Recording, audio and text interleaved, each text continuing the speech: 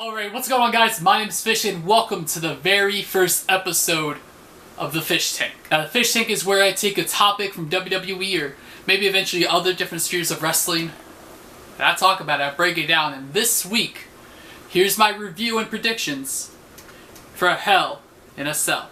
First off, let's start off with the kickoff show. We got Cedric Alexander, Lince Dorado, and Sin Cara, the good guys, versus Drew Gulak, Tony Nese, and Arya Daivari, the bad guys.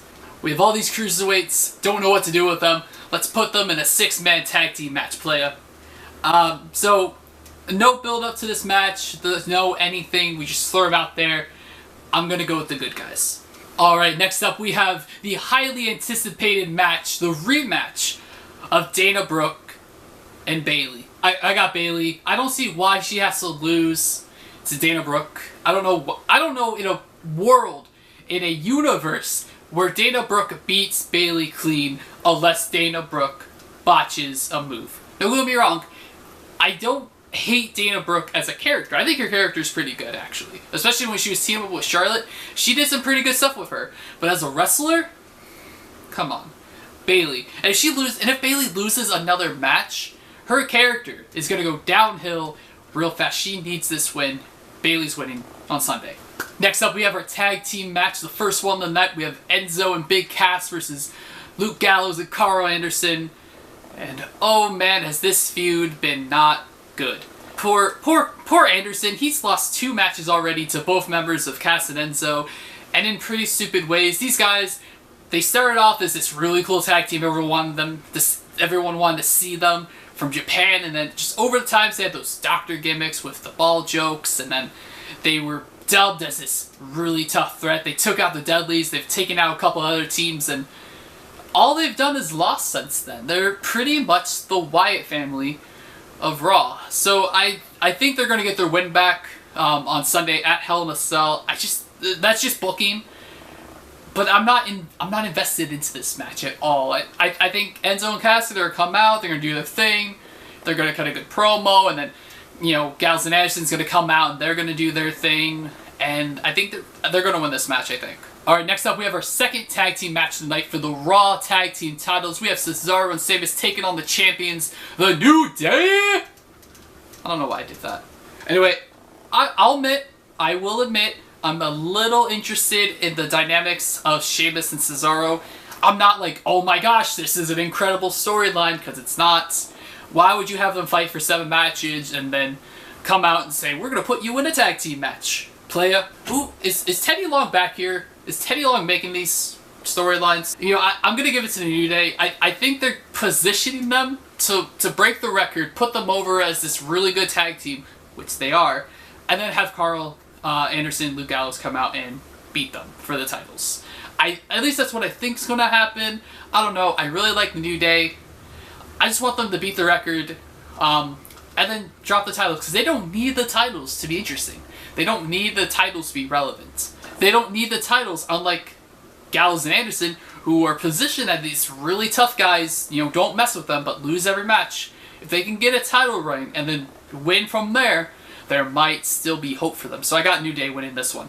Now look, they tried. They tried to get the backstory between Kendrick and Perkins. They grew up together. You know, Kendrick, helped Perkins get his first match. They drove him around.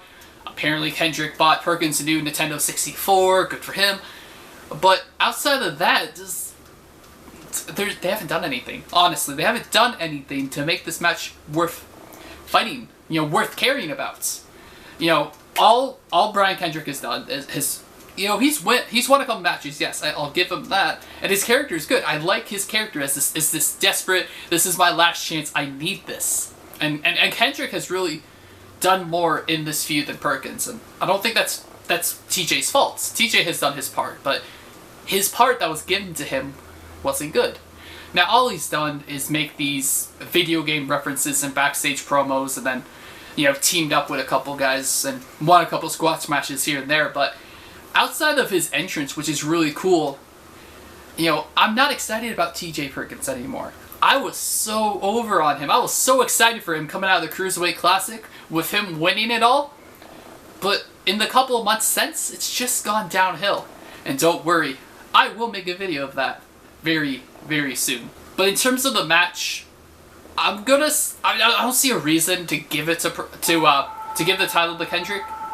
So I'm just gonna say Perkins wins. He keeps the title. I'm just not invested in this match. I don't see a reason for Kendrick to win the title. Alright, now we go on to our triple main event. For the first time ever, 3 Hell in a Cell matches. Way to ruin a gimmick, guys. So first off, we have the United States Championship. Don't know why I said it like that.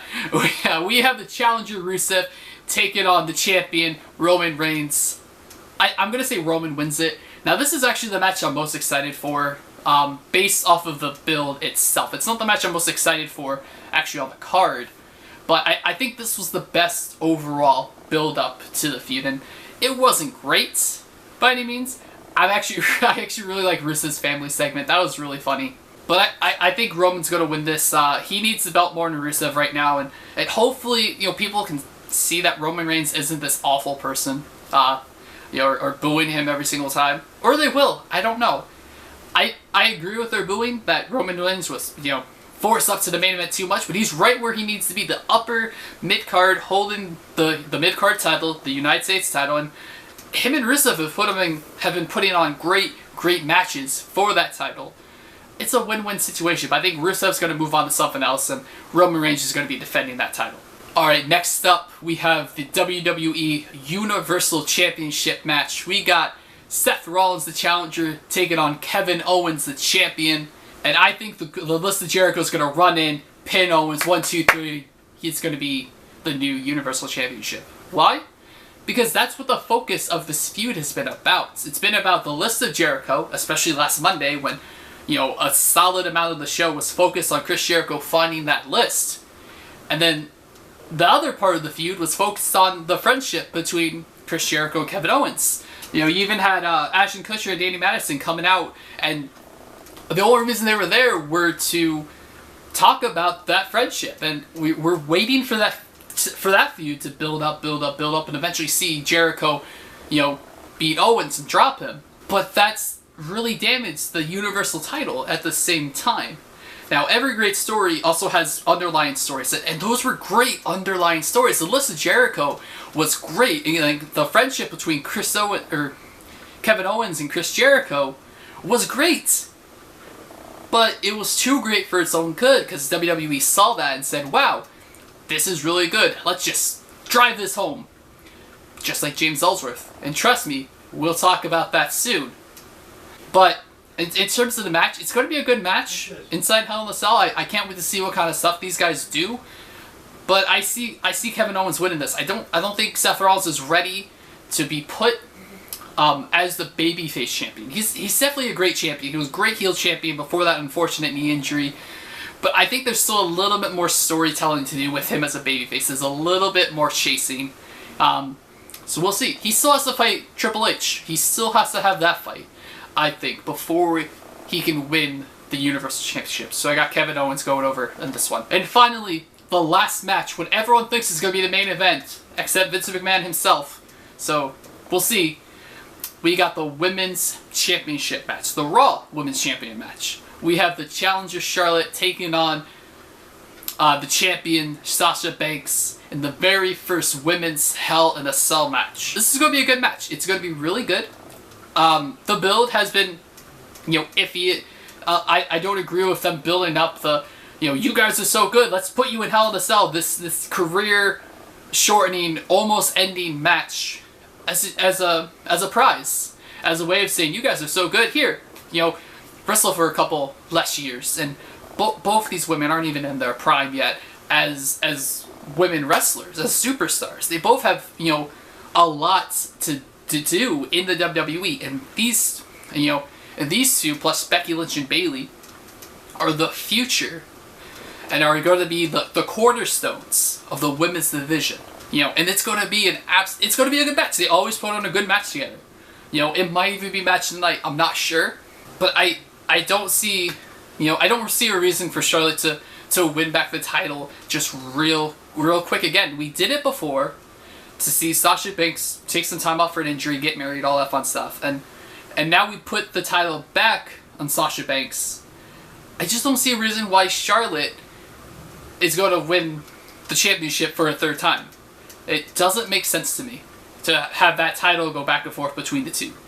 At the same time, outside of Bayley, there's no one that I would really want to see challenged for the Raw Women's title. Who else is on Raw? Nia Jax, we haven't seen in years, who, if Sasha wins, will probably be the next challenger. Alicia Fox. I don't even know who else. I don't even know any other divas besides Bayley and Dana Brooke that are even on the roster. I don't know. So I got Sasha going over on this one. Alright guys, thank you so much for watching. I hope you guys enjoyed this video. Go ahead, leave your predictions in the comment section below. Let me know who you think are going to win each and every match. And I'm excited for this. I don't think it's going to be the best pay-per-view in the world, honestly. The way WWE has built this is that it's just, you know, the step before Survivor Series. It's that pay-per-view that's like, oh, we have to do this first. Let's put a couple good matches on there and really focus on building for Survivor Series, and we'll see how that goes. Alright guys, hope you enjoyed the video, and I'll see you guys next time.